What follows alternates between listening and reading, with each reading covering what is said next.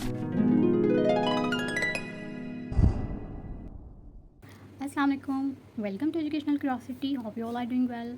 सो guys, आज हम parts of speech का ओवरव्यू करेंगे। नाउन और प्रोनाउन हम पहले सीख चुके हैं। अगर आपने वो वीडियोस नहीं देखी तो ऊपर आई बटन में आपको उनका लिंक मिल जाएगा, आप जाके वो देख सकते हैं। ठीक है, तो अब नाउन और प्रोनाउन के अलावा जो बाकी हमारे पास पार्ट्स ऑफ स्पीच बचते हैं वो 6 होते हैं। अब वो 6 पार्ट्स ऑफ स्पीच कौन से हैं? Verb, adjective, adverb, preposition, conjunction और इंटरजेक्शन। ठीक है, अब हम इनको सीखेंगे। सबसे पहले देख लेते हैं वर्ब को। वर्ब क्या होता है? वर्ब जो है ये इंग्लिश ग्रामर का बहुत ही इंपॉर्टेंट टॉपिक है। इसको इंग्लिश ग्रामर का बैकबोन भी कहा जाता है। इसके बगैर कोई भी सेंटेंस कंप्लीट नहीं होता। वर्ब के बगैर कोई भी सेंटेंस कंप्लीट नहीं होता। तो वर्ब होता क्या है? It shows action, state and possession. ठीक है, मतलब वर्ब वो वर्ड्स होते हैं, वो अल्फाज होते हैं जो किसी एक्शन मतलब कि किसी काम को शो करें, किसी स्टेट मतलब किसी हालत को शो करें, या फिर पोजेशन यानी कि किसी चीज़ के होने को शो करें। इसे कहते हैं वर्ब। अब एग्जांपल देख लेते हैं। Ali runs fast. अब इसमें क्या हो रहा है? एक्शन। एक्शन क्या है यहाँ पे? रन्स। ये क्या है? एक्शन। अब शी इज़ हैप्पी। अब यहाँ पे क्या है? इज़ वर्ब है। Is as a verb use हुआ है और ये यहाँ पे स्टेट को शो कर रहा है। I have a car. अब यहाँ पे हैव जो है वो एज अ वर्ब यूज़ हुआ है और ये शो कर रहा है पोजेशन को। क्लियर?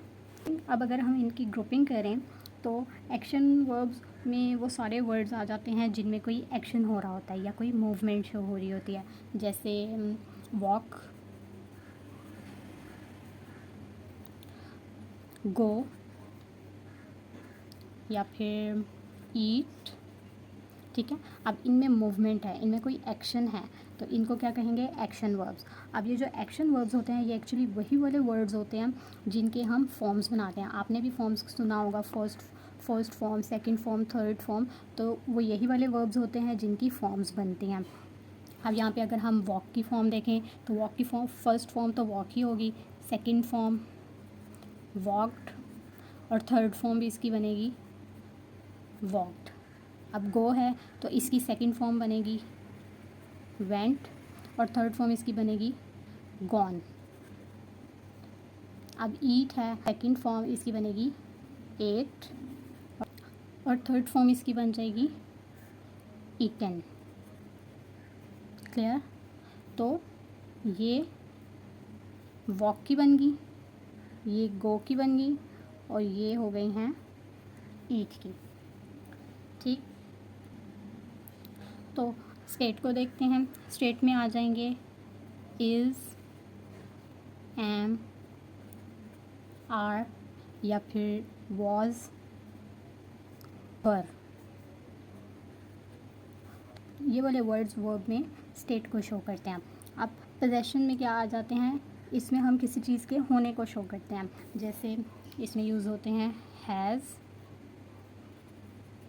हैव और हैड। तो एक्शन वर्ब्स जो होते हैं इनकी फैमिली बहुत बड़ी होती है, ये लिमिटेड नहीं होते हैं, इनमें बहुत सारे वर्ड्स आ जाते हैं। ठीक है, ये स्टेट और पोजेशन की तरह लिमिटेड नहीं होते। स्टेट और पोजेशन में is, am, are, was word ही लगता है, पोजेशन में हैज़, हैव, हैड ही लगता है, लेकिन एक्शन वर्ब्स जो हैं इनका ग्रुप बहुत बड़ा है। क्लियर? अब नेक्स्ट हमारे पास जो है वो है एडजेक्टिव। तो एडजेक्टिव को देख लेते हैं। नेक्स्ट है हमारे पास adjective, a word that describes or modifies a noun or pronoun. It provides more detail about the noun or pronoun. Adjective वो होता है जो नाउन या प्रोनाउन को डिस्क्राइब करता है या फिर नाउन और प्रोनाउन के बारे में डिटेल देता है, मालूमात देता है। जैसे she is a beautiful girl. इसमें नाउन क्या है? गर्ल। गर्ल के बारे में डिस्क्राइब किया जा रहा है, द गर्ल इज़ ब्यूटीफुल। तो ब्यूटीफुल जो है वो इसमें क्या है? वो एडजेक्टिव है। ब्यूटीफुल क्वालिटी है। I have 2 books. अब यहाँ पे बुक्स जो है ये नाउन है। अब नाउन को डिस्क्राइब्स कर रहा है ये नंबर 2 जो है ये एक नंबर है और ये एज ए एडजेक्टिव यहाँ पे यूज़ हुआ है, ये है नंबर। ये quality, this is a red Apple. Apple यहाँ पे नाउन है, ये भी नाउन है और गर्ल भी नाउन है। अब एप्पल यहाँ पे नाउन है और रेड क्या है, कलर है, और ये एज एन एडजेक्टिव यहाँ पे यूज़ हो रहा है। Clear that? तो जो एडजेक्टिव है वो नाउन और प्रोनाउन के बारे में इंफॉर्मेशन प्रोवाइड करता है, उसके बारे में मोर डिटेल प्रोवाइड करता है, उनकी क्वालिटी, क्वांटिटी या फिर उनके कलर के बारे में डिस्क्राइब करता है। Clear that? अब नेक्स्ट है हमारे पास adverb. A word that describes a verb, adjective or another verb। ठीक है, वो लफ्ज़ जो डिस्क्राइब करता है वर्ब को, जो हमने एडजेक्टिव से पहले पढ़ा वर्ब को डिस्क्राइब करता है, एडजेक्टिव को डिस्क्राइब करता है या फिर दूसरे ही एडवर्ब्स को डिस्क्राइब करता है। अब जब हम इसकी एग्जांपल्स पढ़ेंगे तो आपको पता चल जाएगा कि कैसे ये दूसरे एडवर्ब्स को डिस्क्राइब करता है। ठीक है, एग्जाम्पल देख लेते हैं हम। He runs quickly. अब यहाँ पे जो रन्स है ये वर्ब है और इसको डिस्क्राइब कर रहा है ये वर्ड। ये क्विकली जो है ये एडवर्ब है। ठीक है, रन्स वर्ब है, वर्ब को डिस्क्राइब किया एडवर्ब ने। ठीक है, नेक्स्ट है शी इज़ वेरी टॉल। अब यहाँ पे जो टॉल है ये एडजेक्टिव है, ये एडजेक्टिव है। हमें कैसे पता चला? क्योंकि ये डिस्क्राइब कर रहा है हमारे प्रोनाउन को। जैसे हमने एडजेक्टिव में पढ़ा था कि वो नाउन और प्रोनाउन के बारे में डिटेल देता है, तो यहाँ पे प्रोनाउन के बारे में ये डिटेल दे रहा है दैट शी इज़ टॉल। तो टॉल जो है ये एडजेक्टिव है। अब एडजेक्टिव को डिस्क्राइब क्या कर रहा है? एडवर्ब। यहाँ पे जो वेरी है ये है adverb. He spoke quite slowly. अब यहाँ पे स्लोली ये एडवर्ब है। अब यहाँ पे एडवर्ब को ही एडवर्ब डिस्क्राइब कर रहा है क्वाइट। अब क्वाइट क्या है? क्वाइट यहाँ पे भी एडवर्ब है। एडवर्ब को एडवर्ब डिस्क्राइब कर रहा है। ठीक है, अब इससे आपको क्लियर हो गया कि एडवर्ब जो है वो वर्ब, एडजेक्टिव और दूसरे एडवर्ब्स को डिस्क्राइब करता है। Clear that? अब नेक्स्ट है preposition। A word shows the relation of noun and pronoun with another word। जो preposition होता है ये शो करता है नाउन और प्रोनाउन का रिलेशन शो करता है किसी और वर्ड के साथ। ठीक है, एग्जाम्पल देखते हैं। The book is on the table. अब यहाँ पे नाउन है द बुक, ऑन के थ्रू इसका रिलेशन टेबल के साथ शो हो रहा है, तो यहाँ पे प्रपोजिशन जो है वो है ऑन। ठीक, नेक्स्ट है she is sitting beside me. अब शी जो है यहाँ पे प्रोनाउन है, प्रोनाउन का रिलेशन शो कर रहा है ये दूसरे प्रोनाउन के साथ, और किसके थ्रू शो कर रहा है? इस वर्ड के थ्रू। ये वर्ड बिसाइड जो है ये है preposition. Next he went to school. अब जो ही है ये प्रोनाउन है, इसका रिलेशन शो किया जा रहा है स्कूल के साथ। अब स्कूल के से पहले जो लग रहा है ये प्रपोजिशन है to. She went to school. Clear? अब नेक्स्ट देखते हैं। नेक्स्ट पार्ट ऑफ स्पीच जो है वो हमारे पास है कंजंक्शन। कंजंक्शन के नाम से ही हमें पता चल रहा है कि इसका काम क्या है। इसका काम कंजक्ट करना है, जॉइन करना है। ठीक है, इसकी डेफिनेशन देखते हैं। अ word that joins words, phrases और सेंटेंसेस टुगेदर।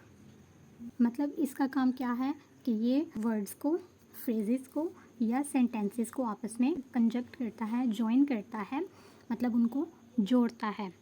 ठीक है, एग्जाम्पल्स देखते हैं हम। Ali and Ahmed are friends. अब यहाँ पे इसने अली और अहमद दो वर्ड्स हैं, इनको कंजक्ट किया है एंड के थ्रू। अब जो एंड है ये है conjunction. I like T but not coffee. अब यहाँ से अगर हम ये बट को हटा दें I like T not coffee. तो ये कोई सेंटेंस नहीं बना, तो इन सेंटेंस को जोड़ने के लिए हमने यहाँ पे क्या यूज़ किया, बट।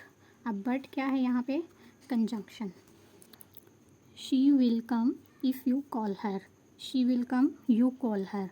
अब इफ़ को लगाया है इन दोनों सेंटेंसेस को जोड़ने के लिए। अब लास्ट हमारे पास पार्ट ऑफ स्पीच जो है वो है interjection. A word that express sudden feeling और इमोशंस। वो लफ्ज़ होता है जो हमारी सडन फीलिंग्स या इमोशंस को शो करता है। एग्जांपल्स देखते हैं। Wow what a beautiful scene. अब इसमें जो वाओ है ये इंटरजेक्शन है।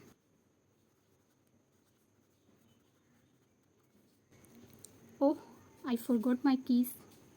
अब यहाँ पे सडन फीलिंग कौन सा वर्ड शो कर रहा है, oh. Alas he failed in the exams, यहाँ पे दिस वर्ड। क्लियर। एक क्विक सा रिकैप कर लेते हैं। वर्ब ये शो करता है एक्शन, स्टेट या फिर पोजेशन को। ठीक। एडजेक्टिव ये डिस्क्राइब करता है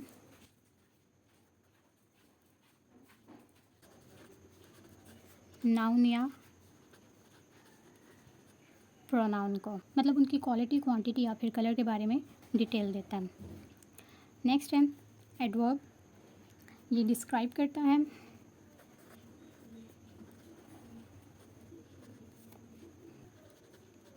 वर्ब, एडजेक्टिव या फिर दूसरे एडवर्ब्स को।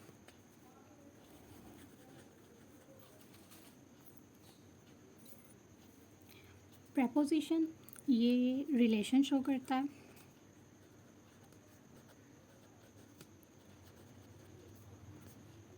नाउन या प्रोनाउन का किसी दूसरे वर्ड्स के साथ। कंजंक्शन जो है ये जॉइन करता है वर्ड्स को, सेंटेंसेस को या फिर फ्रेजेस को। इंटरजेक्शन ये सडन फीलिंग्स को शो करता है।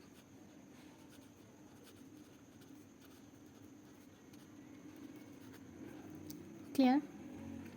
सो आज हमने बाकी 6 पार्ट्स ऑफ स्पीच सीख लिए हैं। Verb, adjective, adverb, preposition, conjunction, interjection. उम्मीद है आपको ये टॉपिक्स क्लियर हो गए होंगे। इससे रिलेटेड आपका कोई क्वेश्चन हो तो आप कमेंट में पूछ सकते हैं। वीडियो को लाइक करें, चैनल को सब्सक्राइब करें। Thanks for watching. मिलते हैं नेक्स्ट वीडियो में, तब तक के लिए stay connected, stay curious, have fun. अल्लाह हाफिज़।